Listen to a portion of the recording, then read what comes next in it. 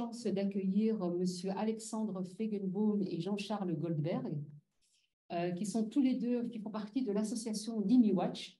Je vais leur laisser le soin, en tout cas, Alexandre Feigenbaum va nous parler de Dimi Watch et va présenter Dimi Watch avant de présenter donc la conférence de ce soir, qui est l'idéologie du Hamas et sa diffusion. Et comme vous avez pu le constater dans les médias à l'heure actuelle, et on n'arrête pas d'en parler, que ce soit sur les réseaux sociaux, dans les médias, etc., ça prend énormément de place. Et donc, c'était l'occasion, ici au Café Laïque, de prendre le temps de pouvoir en parler, en discuter. Évidemment, on n'a pas, c'est pas la science infuse, on n'a jamais prétendu au Café Laïque que nous intervenons ou nous-mêmes nous détenons la vérité, mais en tout cas, nous allons en tout cas présenter voilà, l'idéologie du Hamas. Qu'est-ce que l'idéologie du Hamas? Qu'est-ce que cela implique? Et puis, donc, on aura une présentation de 20 minutes pour chacun, puis nous allons passer par les questions-réponses. Donc, en tout cas, voilà, merci d'avoir eu le courage de venir ce soir, parce que, comme vous le savez, ce sont des sujets quand même qui sont assez sensibles. Sans plus tarder, puisqu'on n'aura pas beaucoup de temps, je vais donner tout de suite la parole à Alexandre Feigenbaum. Merci Fadila. Nous allons intervenir ce soir avec deux micros. D'une part, le micro du Café Laïque et en même temps le micro de la réunion par Zoom où il y a un certain nombre de participants également. Donc, merci en tout cas Fadila de cette introduction. Merci, nous sommes très contents d'être ce soir au Café Laïque, qui est un haut lieu de la résistance au totalitarisme islamique. Alors, Jean-Charles Goldberg et moi, nous représentons l'association Dimi Watch. Le nom développé, c'est Observatoire international de la dimitude. L'objectif de notre association est de faire connaître la dimitude, je vais vous dire tout de suite ce que c'est, comme une forme majeure de racisme dans le monde aujourd'hui. Alors, la dimitude, c'est le régime discriminatoire qui est imposé aux non-musulmans selon la charia. Les non-musulmans, essentiellement les chrétiens et les juifs, qui sont des dhimmis, c'est-à-dire au sens du Coran, des peuples du livre, c'est-à-dire qui ont connu le Coran ou la Bible, en tout cas ces religions monothéistes. Alors les règles de la dhimmitude ont été fixées par des légistes islamiques au 8e et au 9e siècle. C'est eux qui ont décidé comment il fallait traiter les dhimmis. Le problème était souvent qu'il fallait décider à qui on peut laisser la vie, à qui on va demander des taxes pour financer la poursuite du djihad, et qui on ne peut pas, qui il faut exécuter. Si les dhimmis ne respectent pas les règles qui leur sont imposées, eh bien à ce moment-là, ça va mal pour eux. Ils peuvent être chassés de leur territoire, ils peuvent être réduits en esclavage ou tués. Et des exemples tristement célèbres dans l'Empire ottoman sont les génocides qui ont été menés contre les chrétiens arméniens, assyriens, grecs pontiques au XXe siècle. En Afrique, actuellement, plus de 100 millions de chrétiens sont exposés à des persécutions extrêmes, selon le site Portes Ouvertes, qui recense justement les persécutions dont sont victimes les chrétiens. Et ces persécutions extrêmes, notamment, les 100 millions, c'est par des islamistes. Les djihadistes au Nigeria en 2022 ont tué plus de 5000 personnes, 5000 chrétiens. Et, le 7 octobre 2022, vous savez très bien que le Hamas a mené une tentative de génocide en Israël. Alors, c'est l'historienne Batior, que vous connaissez probablement, qui est le pilier de notre association, qui a étudié le concept de dhimmitude et l'histoire des dhimmis, l'histoire de ces sous-hommes. Et je salue Batior qui est en ligne avec nous ce soir. Alors, l'esprit de la dhimmitude, c'est-à-dire comment les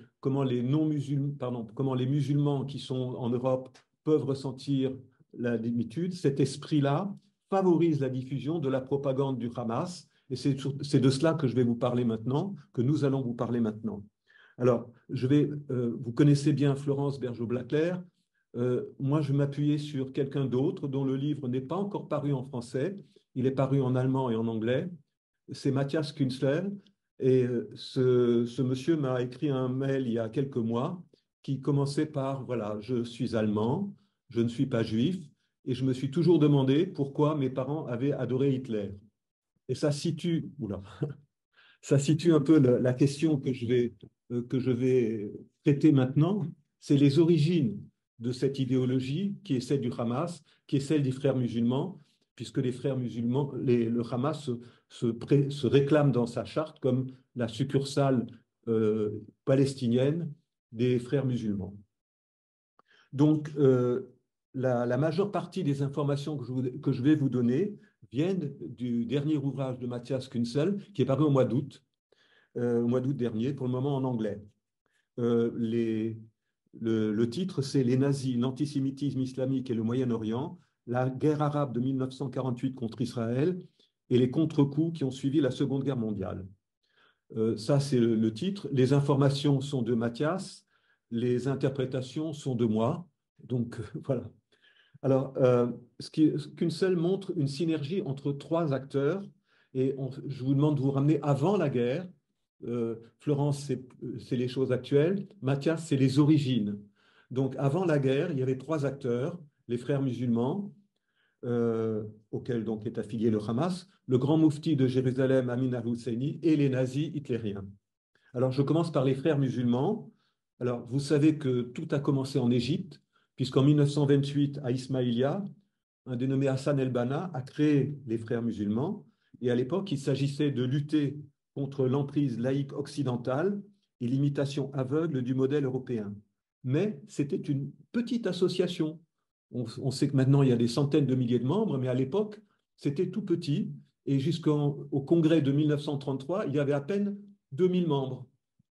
2000 membres, c'était donc une association locale de bienfaisance essentiellement. Mais à partir de 1933, il y a eu une explosion du nombre de membres. En 1934, 40 000 membres. Qu'est-ce qui s'est passé? Tout s'est passé entre 1933 et 1934.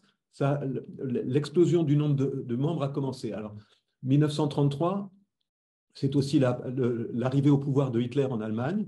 Je ne sais pas si ça a une influence directe, une incidence directe, mais toujours est-il que le facteur principal de l'expansion, tous les historiens sont d'accord pour le dire, c'est que les frères musulmans se sont spécialisés dans l'antijudaïsme et l'antisionisme, on peut dire comme ça, une propagande virulente.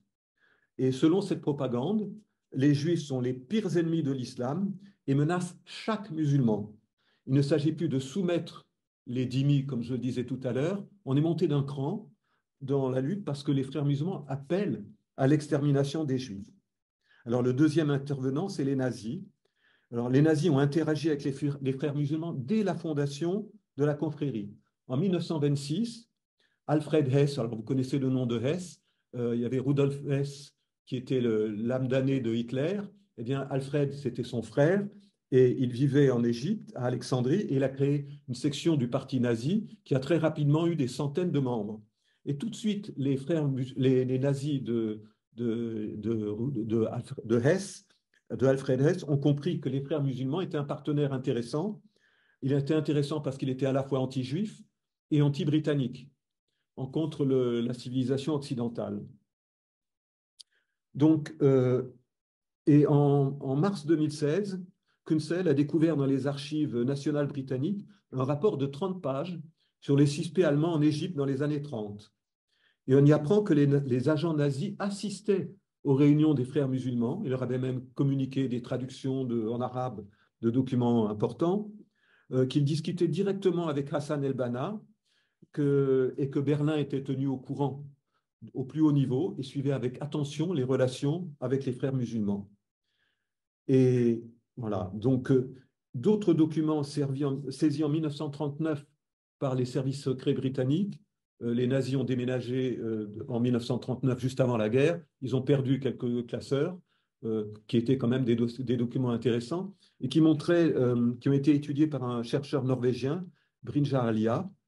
Et Kunzel cite ces documents, je ne les ai pas consultés moi-même, mais ce que montrent ces documents, c'est que les frères avaient réussi à acquérir une imprimerie avec 24 salariés, qu'ils avaient distribué massivement à des dizaines de milliers d'exemplaires une brochure de 50 pages avec des tas de photos montrant comment les Juifs en Palestine torturaient les musulmans, ce qui étaient évidemment des fausses photos.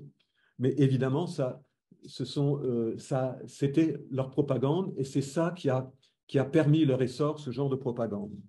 Je dois dire qu'actuellement, en Égypte et en Arabie Saoudite, on trouve des documents qui dénoncent cette situation.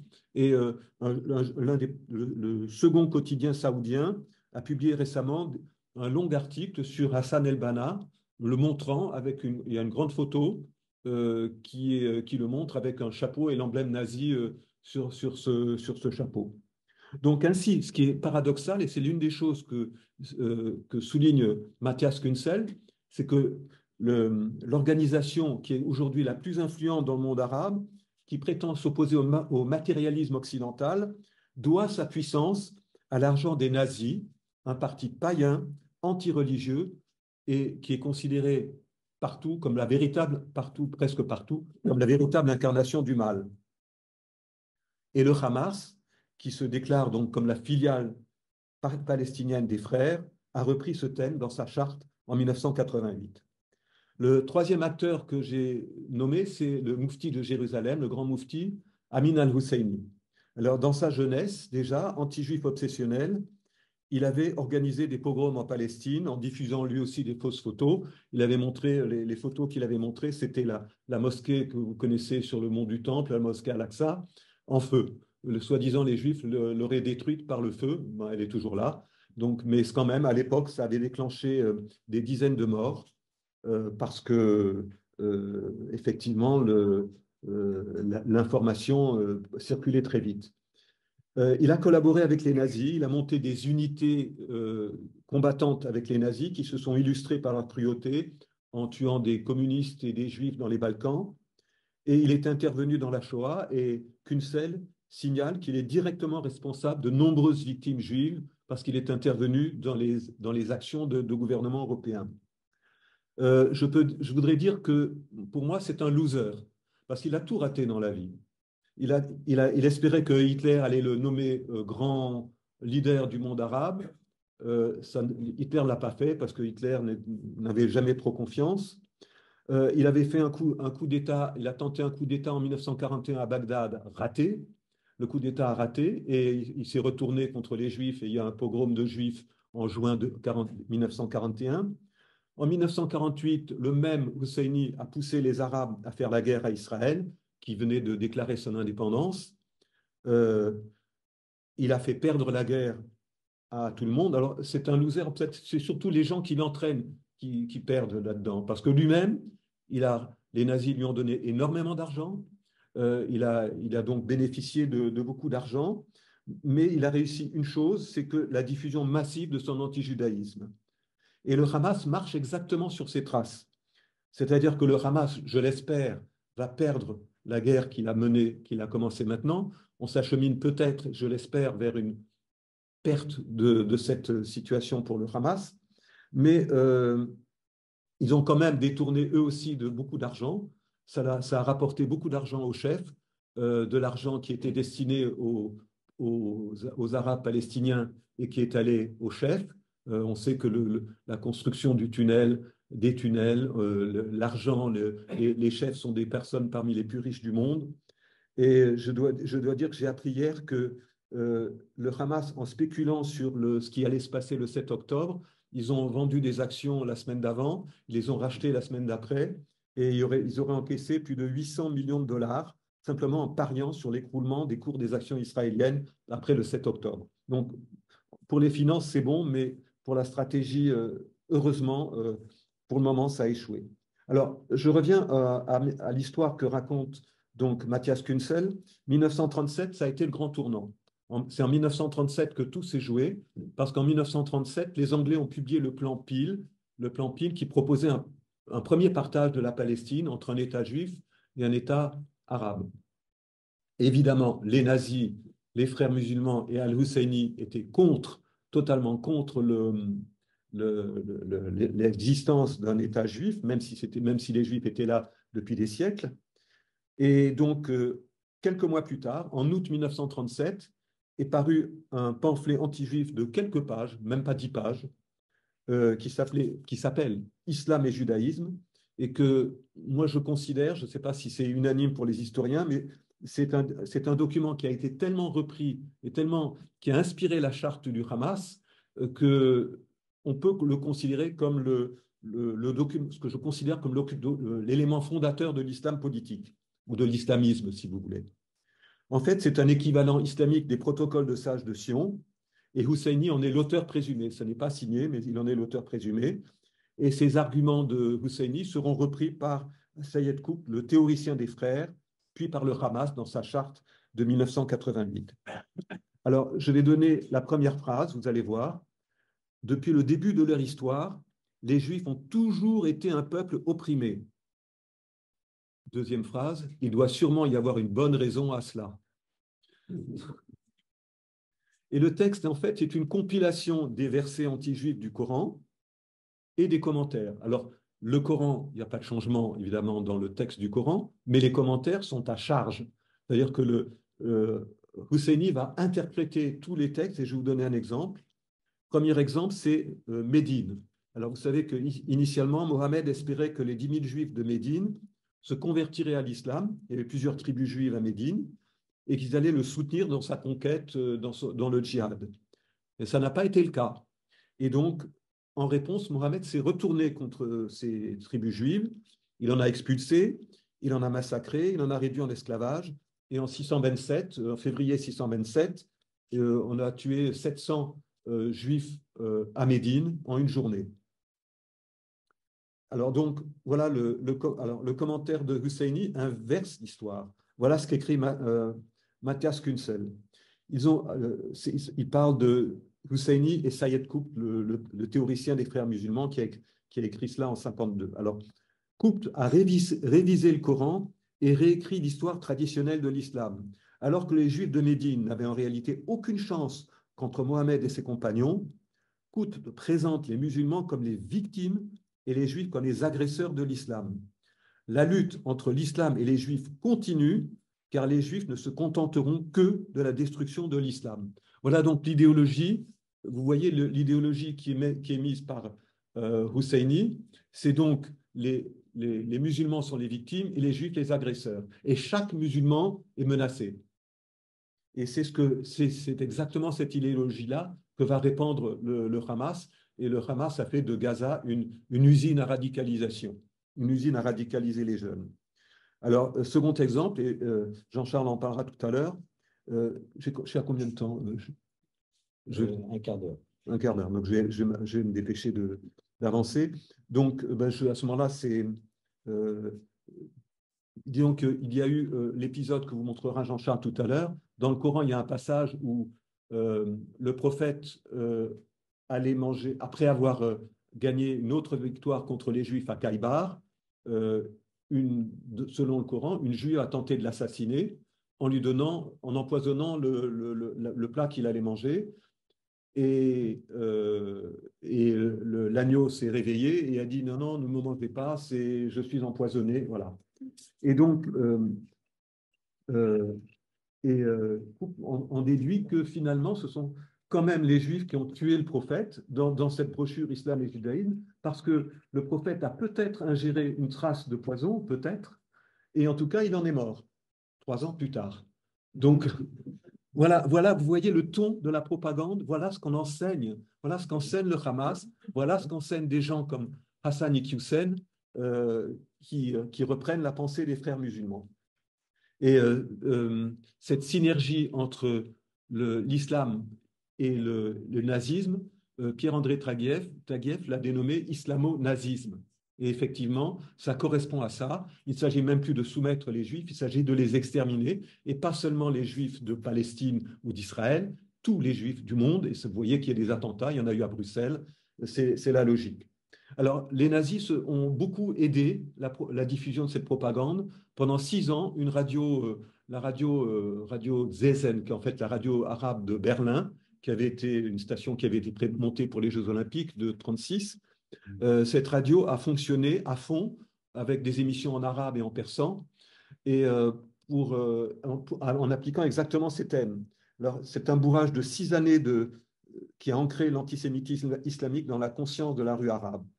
Alors, je donne quelques exemples de quelques citations. Alors, ça, c'est des textes de 42. Arabes de Syrie, d'Irak, de Palestine, qu'attendez-vous? Les Juifs prévoient de violer vos femmes, de tuer vos enfants et de vous détruire. Selon la religion musulmane, la défense de votre vie est un devoir qui ne peut être rempli qu'en anéantissant les Juifs.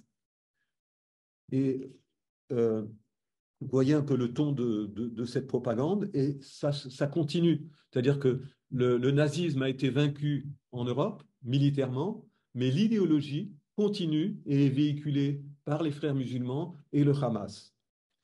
En 1942, le but des choses que montre Kunsel, c'est que pour lui, il insiste sur l'idée que l'antisémitisme est la cause du conflit et pas la conséquence. Beaucoup de gens disent aujourd'hui que l'antisémitisme ou l'antijudaïsme sont la conséquence du conflit, et Kunsel montre que tout existait déjà avant la guerre. Par exemple, en 1942, Husseini accusait sur la radio les Juifs de coloniser le monde arabe. En 1942, c'était 6 ans avant l'indépendance d'Israël. Donc déjà, l'accusation de colonisation existait déjà, était déjà lancée, et Husseini l'a reprise plus tard à la conférence de Bandung. Donc, 75 ans plus tard, le Hamas a repris cette ligne islamo-nazie, et d'ailleurs, Battieur a noté que dans les années 50, 2000 nazis ont été accueillis par Husseini au Caire, des nazis qui voulaient se réfugier, certains arrivés d'Argentine, et ils ont évidemment influencé le djihadisme à ce moment-là. Et je dois bientôt conclure. Donc, cette idéologie se propage. Le 30 janvier 2009, et ça c'est dans le livre de Florence Bergeau-Blaclair, le télé-imam de Al Jazeera, Youssef Karadawi, qui s'appelle promoteur de l'islam du juste milieu, c'est lui qui le dit, hein. Il reprenait très clairement le projet de génocide en disant: tout au long de l'histoire, Allah a imposé aux Juifs des personnes qui les punissaient de leur corruption. Le dernier châtiment a été administré par Hitler. C'est un châtiment divin. Si Allah veut, la prochaine fois, ce sera par les mains des croyants. Voilà donc l'idéologie des frères, et voilà ce qu'on enseigne dans des mosquées. Je parlais de Hassan Iqiyoussen, qui est passé par le Maroc, par la Belgique avant d'être renvoyé au Maroc. Il a été expulsé, mais ça fait 20 ans qu'il annonçait que le génocide arménien, ça n'a jamais existé, que c'est au contraire les Arméniens qui ont tué les musulmans et les Turcs.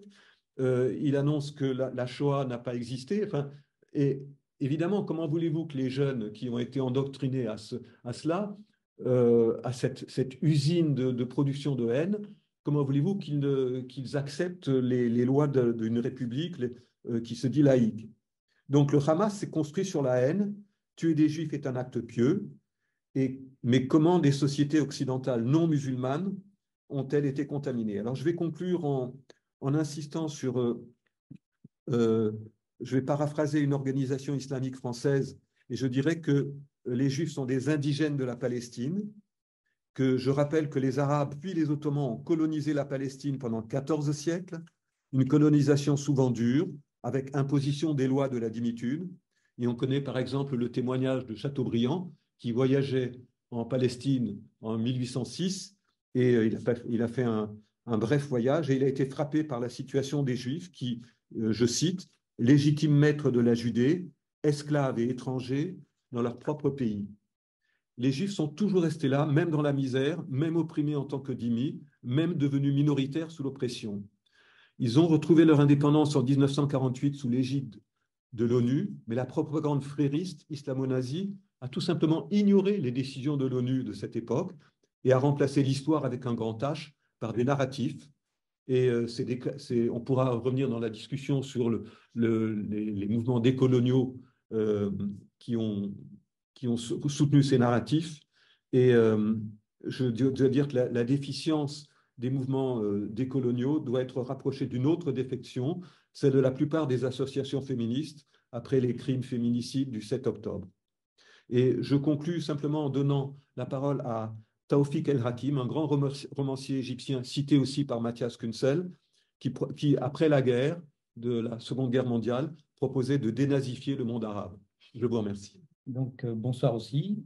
Je suis Jean-Charles Goldberg, donc aussi je fais partie de Dimi Watch et j'aide à faire fonctionner surtout le technique. Mais aujourd'hui, il a voulu me donner la parole, je la prends. D'abord, je voudrais remercier Fadila vraiment pour tout ce qu'elle fait et de nous recevoir ici à Bruxelles, dans ce café laïque. Je dois dire que j'ai une grande admiration pour ce que tu fais. Voilà. Le courage, mais aussi une fascination pour ceux et celles qui s'extirpent d'une emprise que j'ai vue extrêmement forte. Celle décrite par une de nos membres aussi, Sonia Zadig, et dans ses écrits. C'est vraiment, elle est psychologue et elle nous a bien décrit dans ses livres comment il lui a fallu une analyse de 10 ans pour pouvoir s'extirper complètement de l'emprise de l'islam.